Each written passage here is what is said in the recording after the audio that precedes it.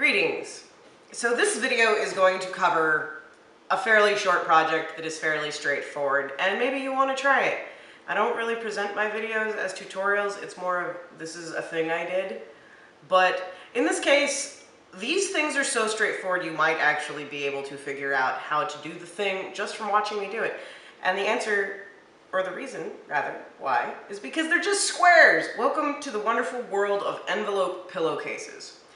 Now, when I initially made these guys a few months ago for Halloween / the fall season, I purchased some pillow forms from the fabric store and covered them in these pillowcases, which are just made from some printed cotton from the same from the same fabric store. Ahem.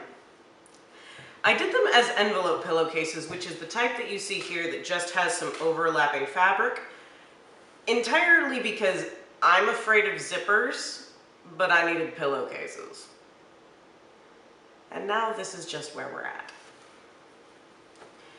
I'm going to be pulling the pillow forms out of these Halloween / fall themed fabric cases and creating some Christmassy / Yuletide solstice fabrics that I'll be turning into both these pillows, which will be going over on the furniture, as well as a table runner. This fabric is intended to be the table runner, but since I need a roughly 8-foot table runner, and I don't think this fabric is going to be exactly that long, I may try my tiny hand at a little bit of quilting / piecing from what remains of these fabrics after I'm done making the pillows. I've never quilted anything, but my mom does, and so I have a ready resource on how to just make the barest little, squares that will help lengthen this into a full 8-foot long table runner that will eventually cover a dining room table I have recently ordered that will be going more or less right where I'm sitting. So I need to get going on taking the measurements and cutting everything out. I need to be as conservative as possible with the pillowcase fabric so that I have enough left over to hopefully do the little bit of decorative square work in the table runner. And that will be the beginning of one fully decked haul for the winter solstice and Christmas. So let's go get after it. Step 1, measure and cut. So here we go. Now I know I said that step 1 would be measure and cut, but what I discovered in creating this video is that it is both step 1, step 5, step 15, step 100.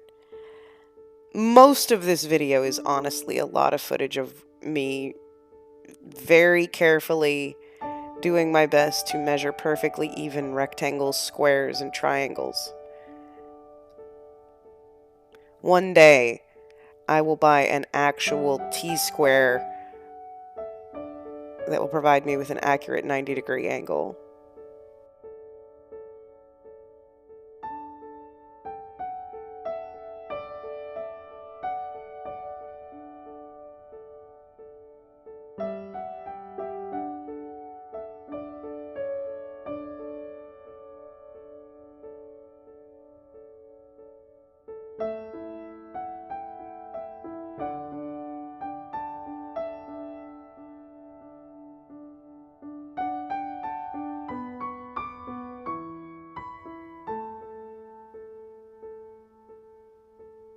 I'm not sure what it says about how slowly I cut things that footage is actually sped up.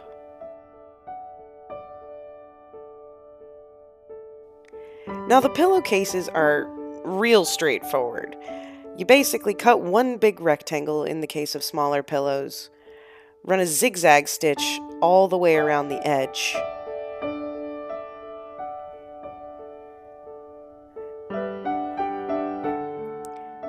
and then iron down what will be the seam allowances.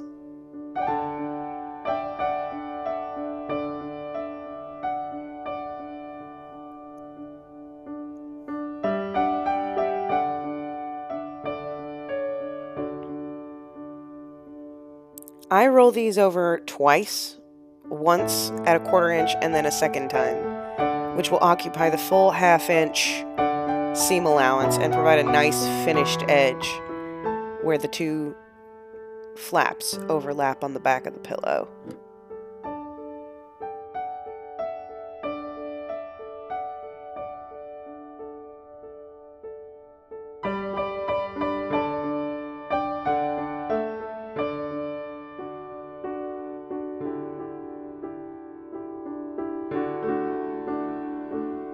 I don't know what on earth possessed me to work on the right side of the fabric on this particular pillowcase. Whether it's the knowledge that the marks I am making will be hidden by the seam allowance, or I guess just a great deal of faith in myself.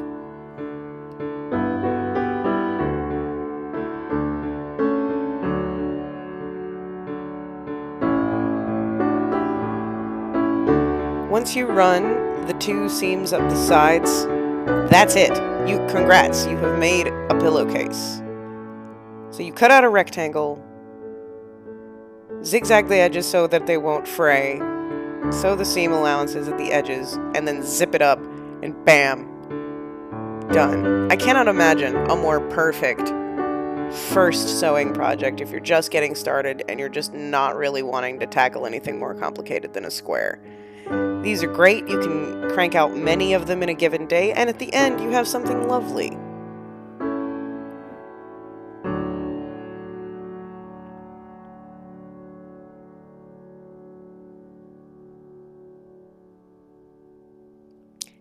Take 2.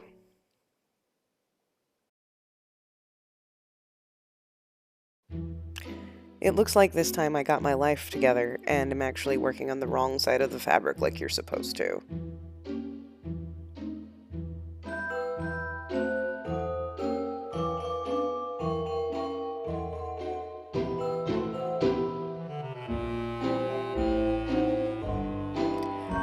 One of my favorite parts about going back and watching these videos after sitting and editing and actually creating the items is all of the little cameos that the animals make in the background. My dogs and my cat are my constant companions, and it pleases me no end to see them pop up in these videos.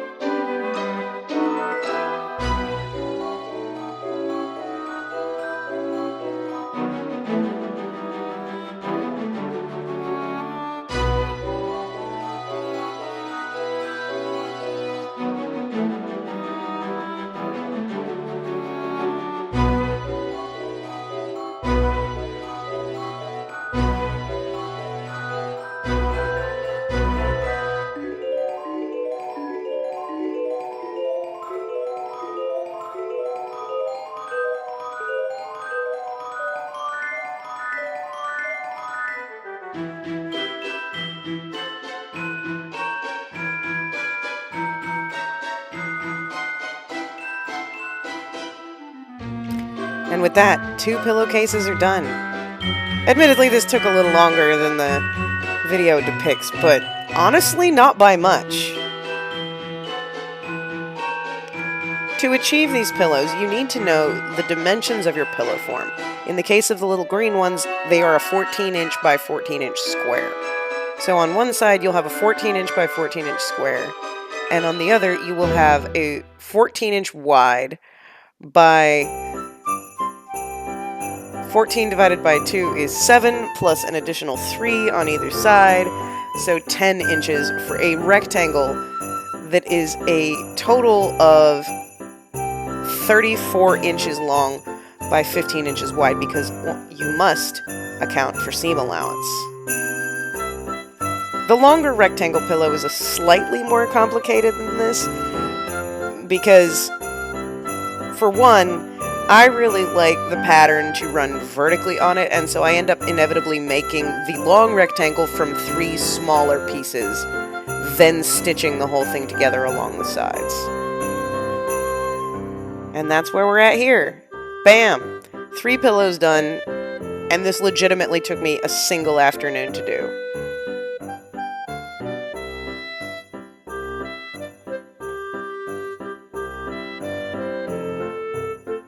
Hall decking step 1. complete. Now it's time to move on to the table runner, which was significantly more complicated. I drastically underestimated how much big brain time was going to be necessary to create the pinwheels. And then not just create the pinwheels, but to account for all of the little seam allowance losses that are caused by the fact that you are taking little tiny triangles and trying to make something bigger from them. For each one, there's a 1/4 inch seam allowance, and so the math for this nearly melted my brain. I was freestyling the entire time. Admittedly, I did use a number of online tutorials to help me out, but at the end of the day, it did not produce as much help as one would initially hope.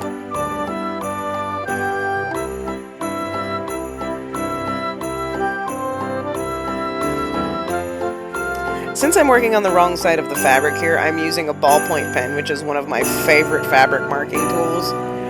I know I should use Taylor's chalk, but man, I love the pen.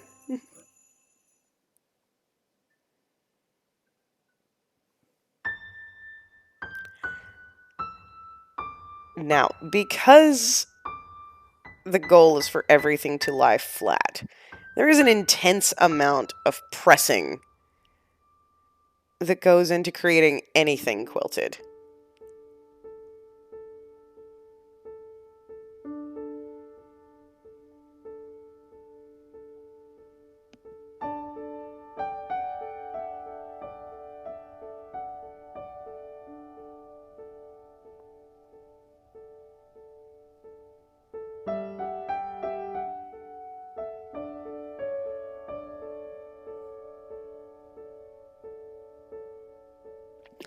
Just repeat that whole process 6 times, and voila. I spent a night working out what kind of tiny rectangle would serve as a gap filler to create the long strip between the pinwheels. I do not have footage of that, but clearly from the ironing board you can see that it happened. From here, I'm taking yet more measurements to create long rectangles which will go on the left and right hand side of the longer pinwheel strip.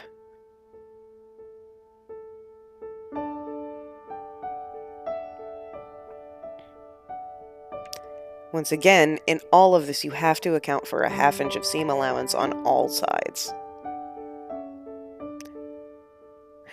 Well, a total of a 1/2 inch. Quilting assumes a default 1/4 inch seam allowance when creating a topper.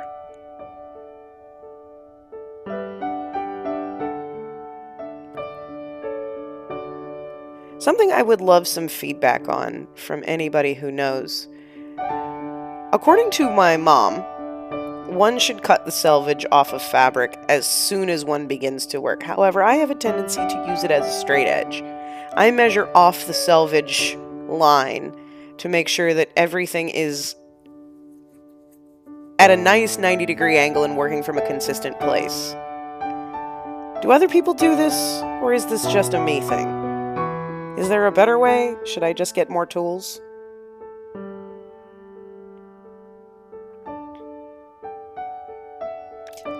And now it is time to make one big rectangle into 2.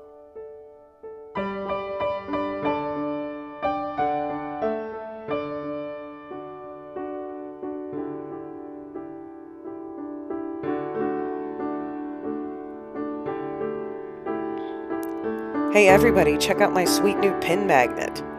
I have been a user of the classic pin tomato for many a year. However, my friend has this awesome magnet that holds all of her pins.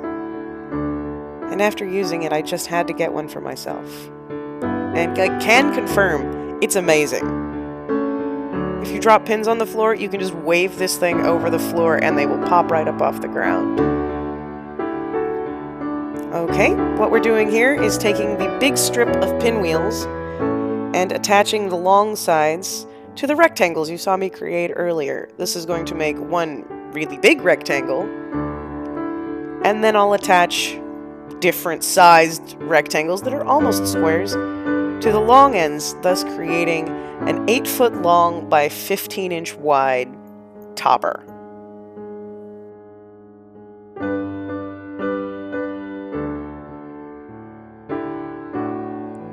So, to get to that topper size, I need to take the width and the length, account for seam allowance, subtract the whole thing from the final dimensions of 8 feet, and then create the 2 little end pieces, which will complete this top. I don't have any footage, once again. However, there's also a part where I created a back out of 4 separate pieces of fabric. The reason that this has been such a trial is that I purchased 2 yards or 6 feet of fabric to make an 8-foot table runner. And so everything was done in pieces. There's no large single pieces of continuous fabric on this thing.